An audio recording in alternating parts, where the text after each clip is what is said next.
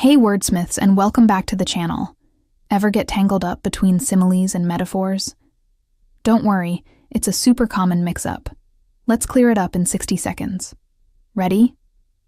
Let's go. A simile is a comparison that uses the words like or as. Think of it as a gentle nudge, saying something is like something else. For example, her eyes sparkled like diamonds.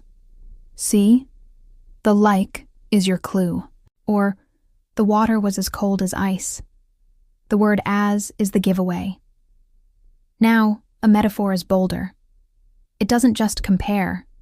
It declares that one thing is another. It skips like or as and gets straight to the point.